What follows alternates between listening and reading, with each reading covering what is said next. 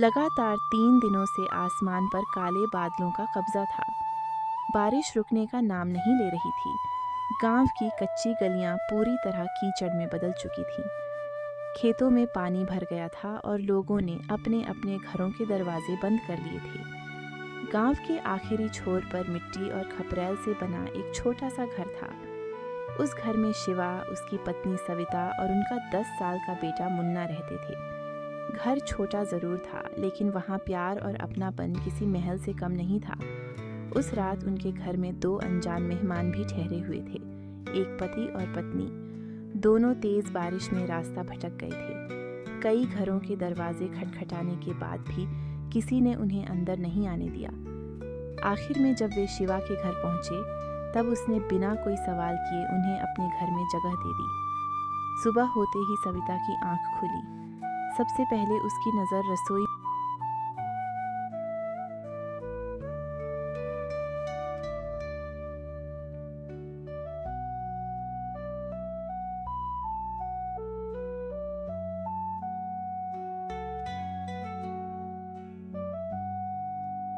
क्या हुआ सविता?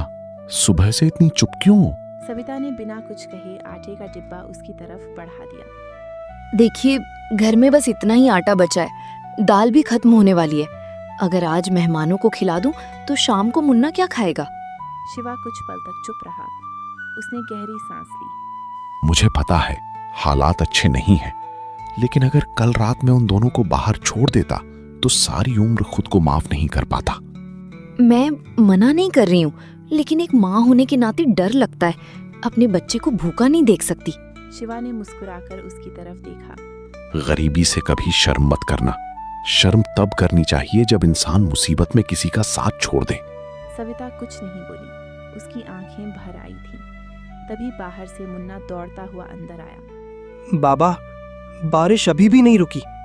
क्या आज भी आप काम पर नहीं जा पाओगे? शिवा ने बेटे के सिर पर हाथ फेरा। अगर थोड़ी भी बारिश कम हुई तो जरूर जाऊंगा, चाहे पूरे गांव में काम ढूंढना पड़े। जब मैं बड़ा हो जाऊंगा ना, तब आपको मजदूरी नहीं करनी पड़ेगी। मैं बहुत सारे पैसे कमाऊंगा। माँ के लिए बड़ा सा घर बनाऊंगा। यह सुनकर शिवा की आंखें नम हो गईं। भगवान करे तेरी हर बात सच हो बेटा। उधर दूसरे कमरे में ठहरे दोनों मेहमान भी जाग चुके थे। पुरुष ने दरवाजे की ओर से शिवा और सविता की बातें सुन ली थीं। उसने धीरे से अपनी पत्नी की तरफ देखा। कविता, ये लोग खुद मुश्किल में हैं, फिर भी हमारी खातिर चिंता कर रहे हैं। हाँ, मैंने भी महसूस किया। ऐसी इंसानियत आजकल बहुत कम देखने को मिलती है। कुछ पल दोनों चुप रहे। फिर कविता ने धीरे से पूछा, क्या अब इन्हें सच बता दें? अरविंद ने हल्की मुस्कान के साथ सिर हिलाया। नहीं, अभी नहीं। सही समय आने दो। ये बात पास से गुजर रहे मुन्ना ने सुन ली। वह रुक गया। उसने दोनों मेहमानों की तरफ देखा। उसके मन में एक सवाल बार बार उठ रहा था। ये चाचा आखिर बार बार सही समय की बात क्यों करते हैं? ये लोग सच में हैं कौन?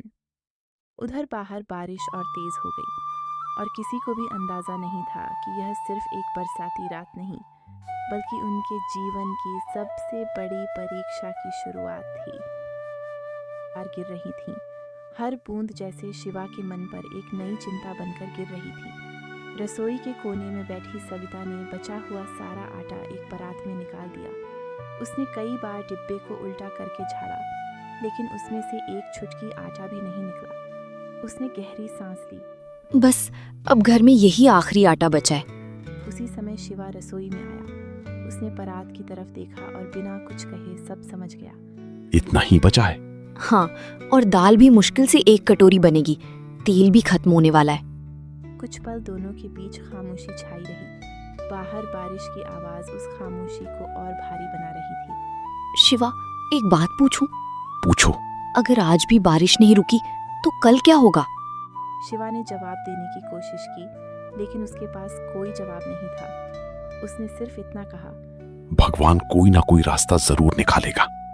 सविता की आंखें भर आईं। हर बार भगवान पर भरोसा कर लेती हूँ, लेकिन माँ होने के नाते डर भी लगता है। मुन्ना भूखा रहेगा तो मैं कैसे देखूंगी? शिवा ने उसका हाथ पकड़ लिया। हम दोनों भूखे रह लेंगे, लेकिन मुन्ना और मेहमान भूखे नहीं सोएंगे। सविता ने सिर झुका लिया। उसके आंसू परात में गिरने लगे। वह जल्दी से आटा गूंथने लगी ताकि कोई उसे रोते हुए न देख ले। दूसरी तरफ कमरे में बैठे अरविंद और कविता चुपचाप यह सब सुन रहे थे। दोनों की आंखों में सम्मान साफ दिखाई दे रहा था। अरविंद, अब तो मुझे अपने फैसले पर और यकीन हो गया। हाँ, लेकिन परीक्षा अभी पूरी नहीं हुई है। इतनी गरीबी में भी ये लोग हमारे बारे में सोच रहे हैं। यही तो देखना था। मुश्किल वक्त इंसान का असली चरित्र दिखाता है। कुछ देर बाद वह रसोई में आया। माँ, आज रोटी जल्दी बन जाएगी ना? सविता मुस्कुराने की कोशिश करती है।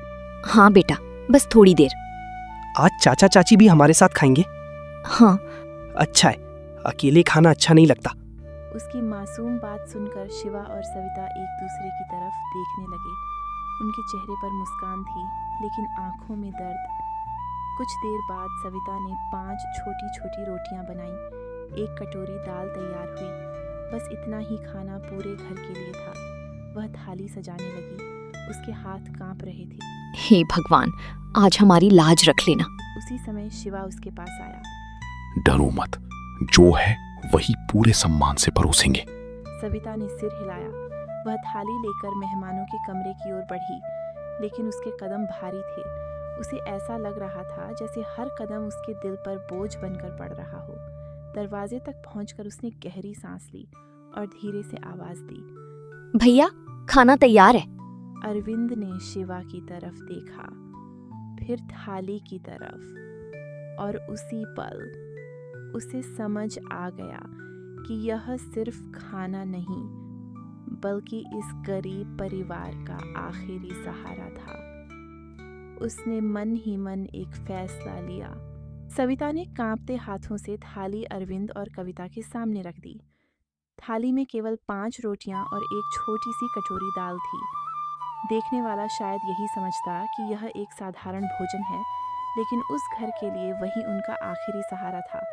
भैया, बहन, घर में बस इतना ही था। अगर खाने में कोई कमी रह जाए तो माफ कर दीजिएगा। अरविंद ने थाली की तरफ नहीं बल्कि सविता के चेहरे की तरफ देखा। उसकी आंखों में छिपी चिंता उससे छिपी नहीं। बहन, तुम क्यों बार बार माफी मांग रही हो? मेहमान भगवान का रूप होते हैं, लेकिन पहली बार ऐसा लग रहा है कि मैं अपने घर आए मेहमानों की ठीक से सेवा भी नहीं कर पा रही। अरविंद हल्का सा मुस्कुराया। जानती हो दुनिया का सबसे स्वादिष्ट खाना कौन सा होता है? मुन्ना तुरंत बोल पड़ा। कविता हंस पड़ी। नहीं मुन्ना, अरविंद ने धीरे से कहा। सबसे स्वादिष्ट खाना वो होता है जिसमें परोसने वाले का दिल मिला हो, और इस थाली में मुझे वही दिखाई दे रहा है। इतना कहकर उसने चारों तरफ नजर दौड़ाई। लेकिन शिवा, तुम्हारी और सविता की थाली कहाँ है? शिवा तुरंत मुस्कुरा दिया। हम लोग बाद में खा लेंगे, पहले आप लोग खाइए। और मुन्ना? उसने पहले ही खा लिया है। यह सुनकर मुन्ना हैरान हो गया। उसने अपनी माँ की तरफ देखा। उसे समझ नहीं आया कि माँ झूठ क्यों बोल रही है।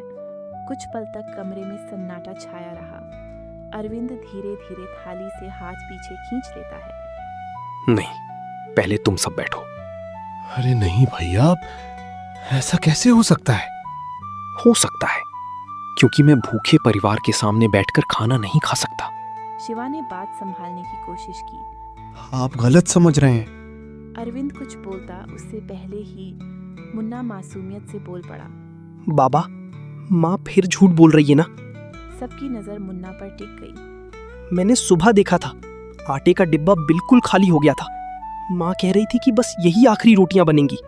सविता का चेहरा उतर गया। और बाबा, आपने भी तो सुबह से कुछ नहीं खाया। शिवा ने धीरे से कहा। शिवा ने धीरे से कहा। बस बेटा।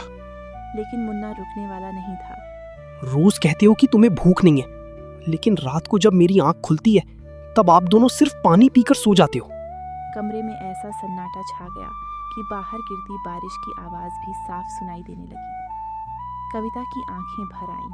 अरविंद ने धीरे धीरे थाली अपनी तरफ से हटा दी। उसने गहरी सांस ली और शिवा की आंखों में देखते हुए कहा, आज अगर ये रोटी सिर्फ मैं खा लूं तो जिंदगी भर खुद को माफ नहीं कर पाऊंगा।